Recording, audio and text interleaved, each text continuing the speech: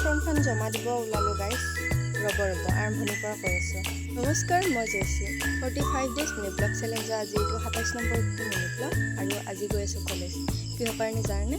আজি মামাৰ নিযুত মইনা আঁচনিৰ ফৰ্ম জমা দিব লাগে গাইজ।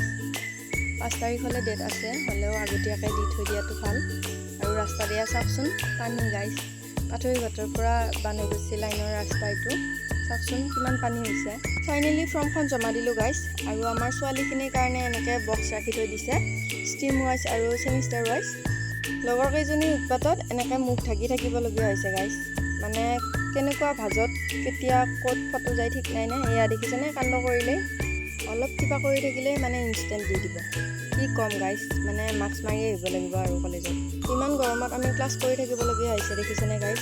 আৰু ফেনৰ যিটোৱে স্পীড, আমি বাচি বাচি ফেনৰ তলৰ জেগাখিনিয়ে ল'লেও মানে ফেনৰ এই হাৱাই আমাক কাম নিদিয়ে। কলেজৰ পৰা ঘৰ আহি এতিয়া যাব ওলাইছোঁ ফিল্ডত। আৰু দেউতাই এয়া চিলাই কৰি দি আছে, মানে বুটাম এটা ছিঙি থাকিল তাকে চিলাব দিছোঁ। যিহেতু আমাৰ দেউতা অলৰাউণ্ডাৰ, মাৰে হওক বা মোৰে হওক, যদি মানে মেচিনত চিলাবলগীয়া বস্তু নহ'লে এনেকৈ দেউতাই চিলাই দিয়ে।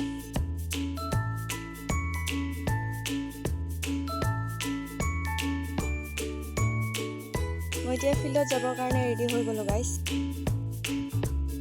এতিয়া ফিল্ডলৈ যাওঁ গাইজ। আৰু মোৰ হাইট কিমান আছে আপোনালোকে গেছ কৰি জনাবচোন কমেণ্টত।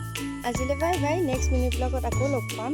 যদিহে মোৰ ভিডিঅ'জবোৰ চাই আপোনালোকৰ ভাল লাগে তেনেহ'লে লাইক, কমেণ্ট আৰু শ্বেয়াৰ কৰিব আৰু চেনেলটো ছাবস্ক্ৰাইব কৰি দিব। যদিহে ইনষ্টাগ্ৰামত চাই আছে তেতিয়াহ'লে মোৰ একাউণ্টটো ফ'ল' কৰিব নাপাহৰিব। ধন্যবাদ।